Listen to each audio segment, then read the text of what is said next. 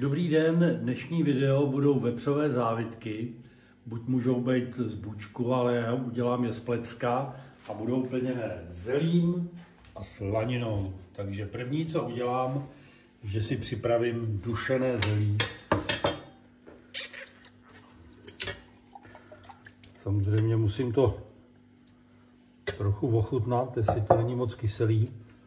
No, trošku to propláchnu takhle. Aby se ta kyselost trošku srazila. Dám si to takhle tady. No a připravím si slaninu. Slaninu a cibuli, že jo. Slaninu takhle na takový příjemné kostičky. Nebudu toho dělat moc, takže tohle stačí.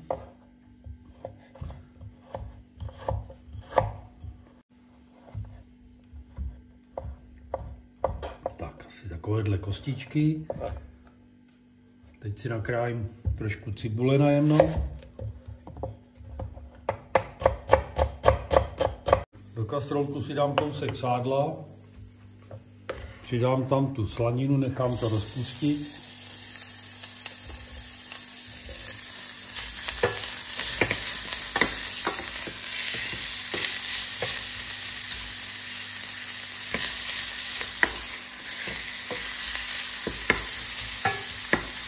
Tak slaninku takhle pěkně, aby se to hezky rozvonilo. A teď už tam takhle můžu přidat tu nakrájenou cibulku.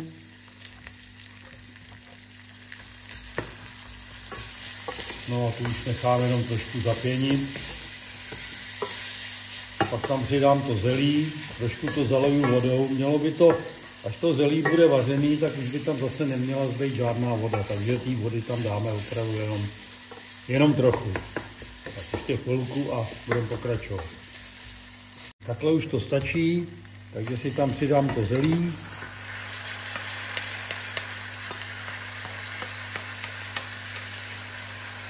No, zaliju to vodou, ale vidíte, že ne moc. Takhle to bude stačit a teď to nechám pěkně udusit, až to zelí bude měkký, tak to trošku dochutíme a pak budeme pokračovat. Takže takhle se mi tady to zelí dusí. Když se ta voda vydusí, tak to asi bude akorát. No a teď jdeme na maso. Mám tady vepřovou plec, který nakrájím takové plátky.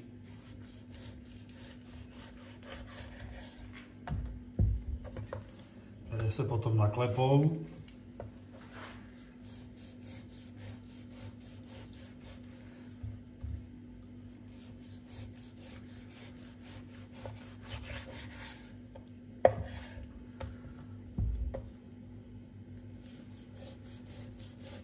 No, teď to takhle pěkně rozklepu.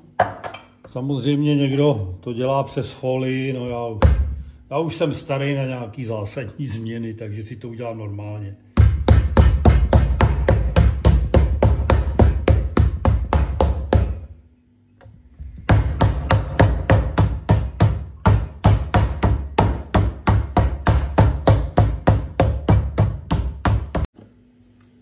Takže takhle mám naklepané ty 4 závitky, takže to osolím.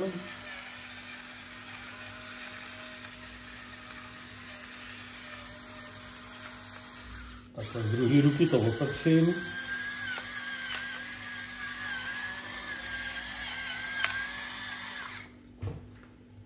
Připravím si česnek.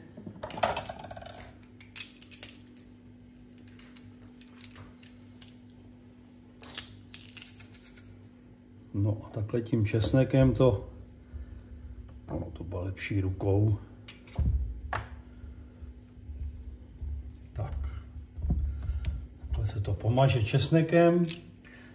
No a musíme počkat, až se nám dodělá to zelí a musí taky vystydnout.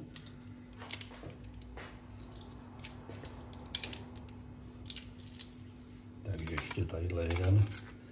Česnek byl trošku větší.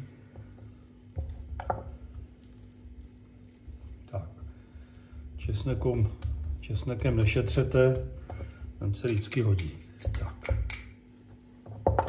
No a teď si ještě připravím základ, zatímco se mi tady dusí to zelí, tak zase kousek sádla. A to už tady mám nakrájenou cibulku.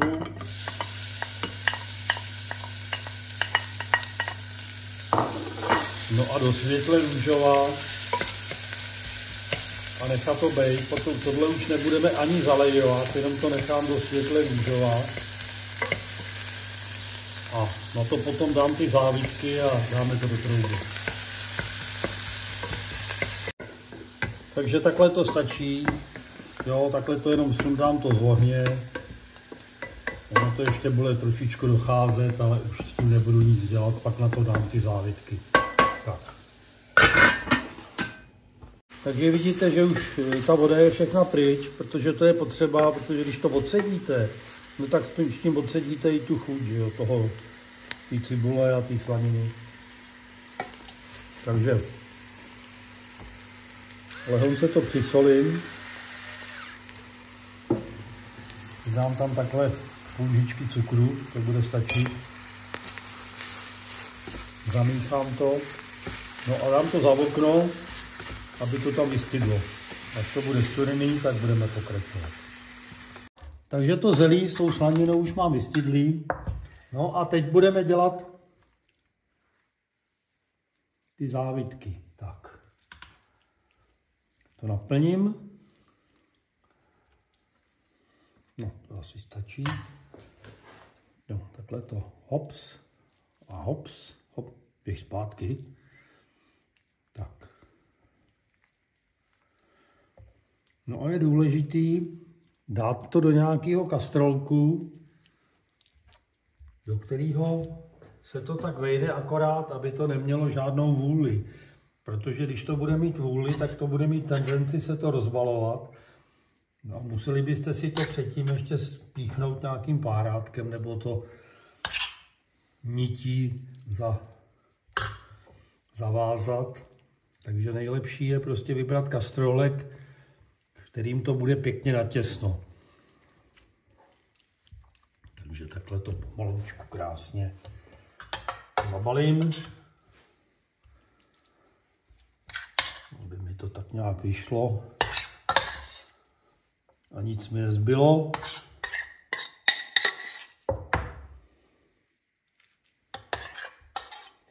Víte, že vlastně žádnou tu tekutinu, žádnou tu vodu tam nemám. Takže všechna ta chuť mi zůstala v tom zelí.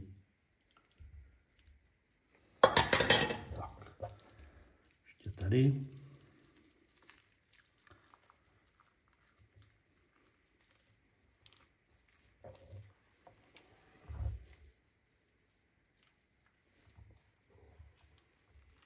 No a teď to ještě takhle z vrchu zasolím, dopepřím. No a teď tady mám mouku hladkou, takže to takhle popráším tou moukou. No a dám si to na ten základ, který už jsem si tady připravil. Teda jestli se mi to tam vejde, to je otázka, musím to tam narvat.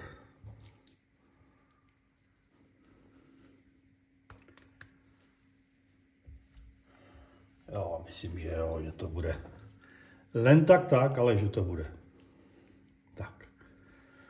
No a teď si dám troubu na těch 180 stupňů. No, strčím to do trouby a budu to péct. Takže takhle to mám připravený a bez pokličky, tak na tu prvních asi 25-30 minut při 180 stupních to dám péct. Tak. Takže zhruba po půl hodině to takhle vypadá, vidět, že si to samo pustilo šťávu, takže na to takhle dám pokličku, no a nechám to tam další hodinu. Tak se na to koukneme. No, dobrý. Takže já si tadyhle mám nějaký nástroj, tamhle. Takhle si to vyndám. No, krásně měkký.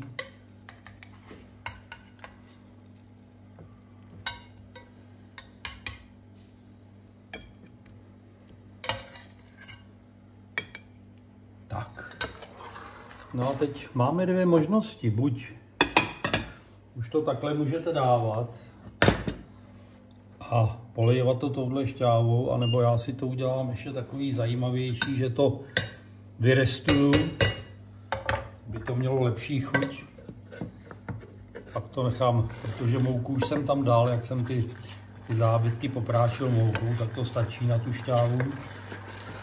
A mám tady vývar z kostí, tak tím to potom zaleju, nechám to provařit a budeme servírovat. Tak vidíte, takhle už to mám vyrestovaný, ono to zesílí tu chuť. Mouka už tam je, jak jsem říkal, takže tam dám takhle nabíračku a kousek. Na ty 4 zábytky to stačí. No, nechám to chviličku zavařit, aby se to rozvařilo. No, a budeme servírovat. Tak jo, tak to takhle nadáme, asi se k tomu nejlépe hodí brambory.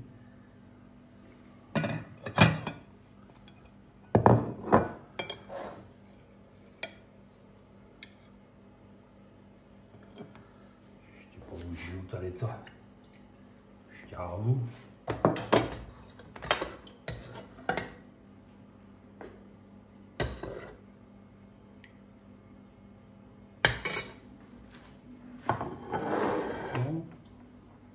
Vepřový závitek plněný zelím a slaninou, ať vám chutná. Já ještě tady jeden teda zase zaříznu. Jsme viděli, jak to vypadá vevnitř.